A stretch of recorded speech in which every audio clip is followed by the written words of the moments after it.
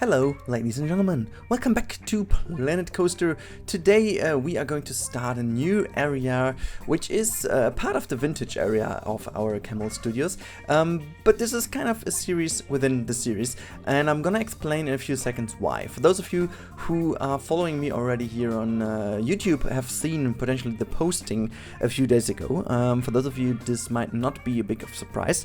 But for everybody else who is new here, consider hitting that subscribe button if you are here to see some creative awesomeness in Planet Coaster, also in the future some other creative games in general, and make sure to leave a like at that video if you liked it, but to know if you do like the video you certainly have to watch the video first, and let me explain what this video will be about, sorry for my German pronunciation over here. Anyhow, this video will be mainly about the new style we are going to dig for the next couple of episodes. I'm going to call this like a new series, just to give it a little bit of a own look and style and feel and whatsoever, because it's something I've been waiting to do for quite a long time. I know I say this quite often, but it's also because I'm always honest and true. It's always true because I have so many things in my mind that I wanted to do for such a long time, but there was just too much missing for it.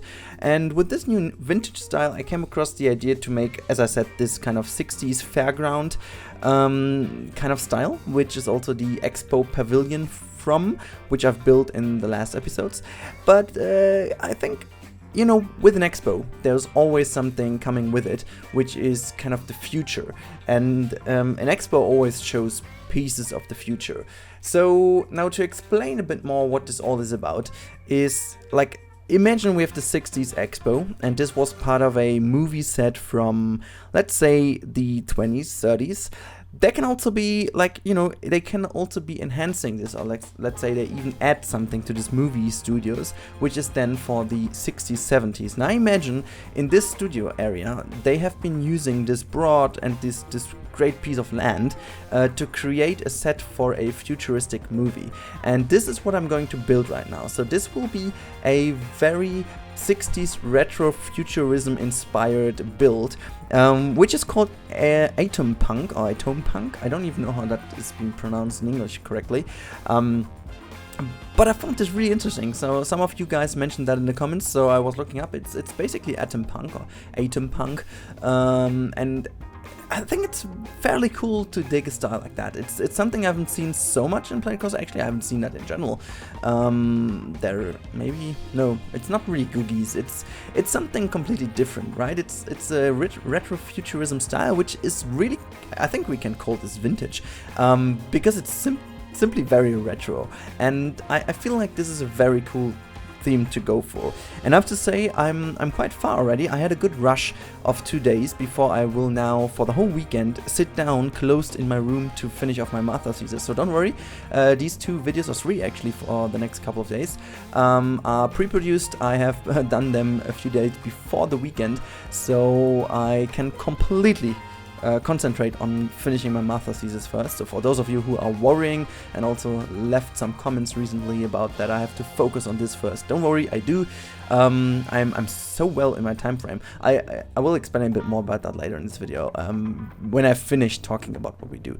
So back to the topic, we are digging, as I said, the kind of retro-futurism style of the 60s imagination of the future, which is very cool. I mean, if you have watched videos or movies actually, like Fahrenheit, especially the Fahrenheit 451, this is basically the style I'm going for. Like, you know, it's always funny. People imagining the future from their own standpoint is very interesting, because in the 60s, people were imagining a future that is pretty much defined by what they knew back to these times, right? They were also, like, for example, they weren't going too much into airplanes and stuff. Like big zeppelins and big kind of aircrafts were like the idea back then.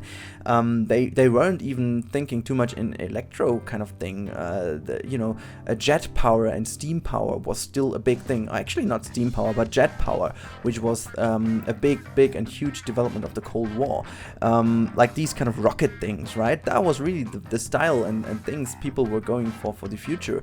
There was not that much going going on with, as I said, electricity and all this kind of green energy, if you will, what we do know right now. And maybe this is even not the end, you know, maybe we are looking back at kind of this time right now in 40-50 years, and we will be smiling of how we imagined the future, right? So there are so many things, even for example things like the internet weren't even a thing, so kind of communication was still down to telephone and weird communication devices and all these kind of things. I really found this totally interesting to go for a style like that. So imagining this would be the World Fair of 1960 or somewhat, you know, I'm not too much exactly for years. Let's imagine this whole thing to be somewhere between 1960 and 1975, somewhere in these kind of 15 years. I know it's a broad time frame, I know there's been a lot of things changed, but you know, this is kind of a time where really a lot of things change in terms of the futurism imagination. A lot of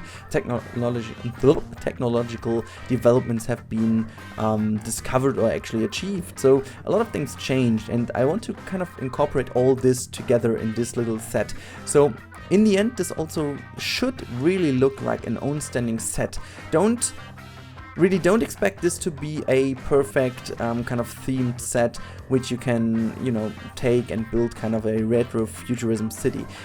This will be solely for one scene. I imagine that to be like a central hub for kind of a society of the future, right? That because all these kind of old movies, they used pretty much a pre-made set where a lot of the plot was taking place to make things easier, right? Because there was no CGI or stuff like that. So if they would have made a movie like that, they need an actual scene. And what they did basically, most of the times, they rebuilt parts of it, obviously, rooms, and they, like, you have to watch closely to these movies. They play a lot inside and play with like kind of, you know, windows showing how the outer world should look like. So they really had a good trick in just using indoor scenes and make kind of the outdoor visible by windows, so that they really could place things outside, like paintings or animated paintings, so that it really just, you know, you have a city which is kind of painted and kind of made or put alive in post-production, but you just needed to kind of let two flying cars fly through, and that's it. So a lot of these things are really kind of cleverly done because of the limitations they had back then. And I imagine that this scene I'm building right now is basically this one and only scene where the whole movie would set place, right? So that like every interaction on the streets and in the environment would be filmed in here. And for everything else, they would use like indoor sets and indoor scenes. And for like kind of more the overview shots, they built models, right? Completely out of scale, smaller models. So they built entire cities as a 1 to, let's say, 250,000 model in scale or whatsoever, and then they filmed that really closely and added things in with a tilt shift effect, if that was even possible back then. I don't really remember, but even in films like Star Wars, right, if you remember the trench run, it was totally filmed as a model. Like they built the whole shape of the Death Star where Luke is flying through with his X-Wing.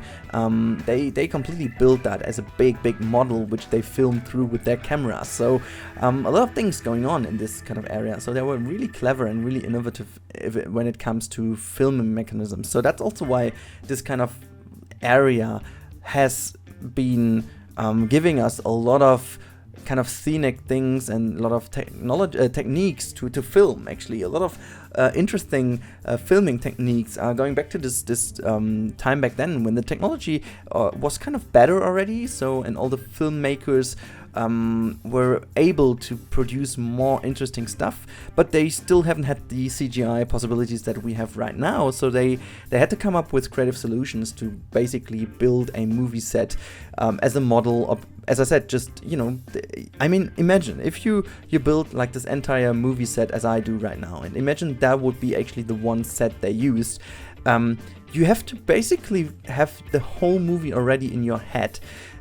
Because you can't change things later on. It has to be completely done once this thing is being built, right? Because this is where you have to film. You won't get another in-scale model of it again, because that's way too expensive. You won't have the money to do so. So this has to be really what you need. And at the end of the day, this is what I wanted to go for. I wanted to go for one really impressive build from the outside appearance, obviously, and I also want to play a bit with the backstage area, so that you really can see from the backstage that this is a film set, because it's not like in an actual theme park, which is all about hiding the real world and just giving you the illusion of being in a different world. A studios park is obviously also of behind the scenes, right? So behind the scenes is very important for a studios park, because that's what you want to see. That's why you go there. You want to see how things are done. And I found this very interesting to kind of play with these like old tricks that you would have seen back in 60s, 70s that they used to make these. So we'll definitely, within a queue area, I'm going to show in one of the next videos, basically it will be the first episode of this area.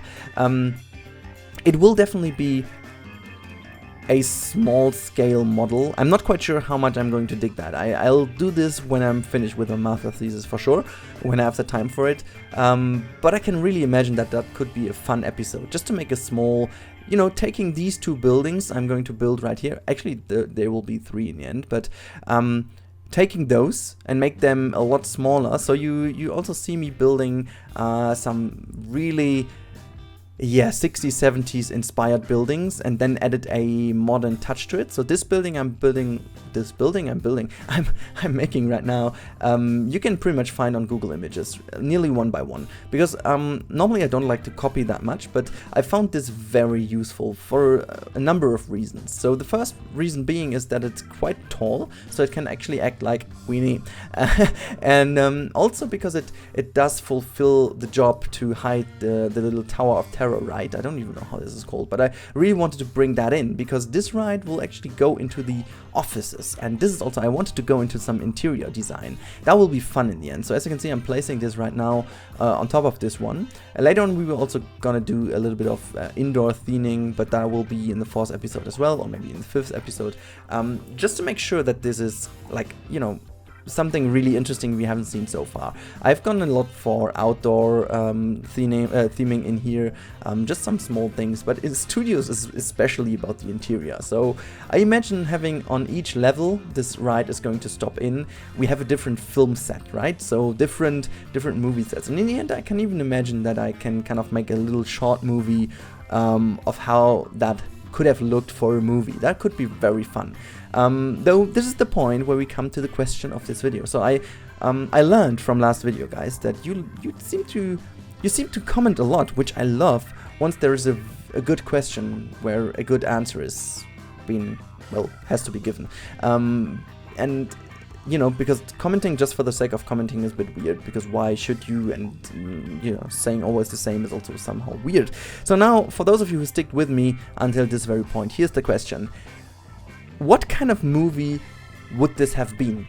Like, come up with a crazy story. What do you imagine could this be for a futuristic movie? Just come along with any of your story ideas you want to have. Like, just is it kind of a dystopian? Is it a utopian? Is it kind of just a blockbuster, which is just for entertainment? Is it kind of alien war, or is it like just a society problem? Is it a thriller? Is it a psycho movie or whatsoever? Just give you some ideas what that kind of movie could be about in our little retro-futurism scene. Also, just if you don't know what I'm talking about in general, just look. Just go for Google and Google for 60s retro futurism or AtomPunk. AtomPunk, I don't even know how to pronounce it. Anyways, that's gonna help you in just going in and coming up with some ideas. I would love it actually to go with you and have a little bit of a brainstorming down below in the comments. So make sure that you just drop down your idea. You know, you don't even have to write a story. You can just drop down a few bullet points of what you could imagine would this be about, and yeah, that's basically about it. But yeah, I also said that I'm going to explain a bit more about my master thesis, because a lot of you were questioning again what's this about, and I'm going to use the last 2 minutes to explain, basically, because from tomorrow morning on I'll be, as I said, hidden away in my dark room to just finish off the whole thesis. Basically, the title of the thesis is AR versus VR. Are we on the road towards mixed reality? And this entire thing is done as a scenario analysis, which is comparing two possible scenarios for the next 10-year time frame, basing on psychological and scientific developments within the last couple of years in the sector of augmented and virtual reality. It's all a bit more about how we understand different levels of reality and how this ties into our daily life and how we deal with non-real realities, which is per definition a bit hard to say, because we all do define our own reality. So there is no such a thing like a common reality. Like the most common reality we have at the moment is all looking the same footage right here. But that's about it. Like everything else about your reality for yourself is different than mine. You might be in a different country where you have morning at this very moment, and somebody else who's watching the video at the very same moment might have evening, and so the reality is a completely different one.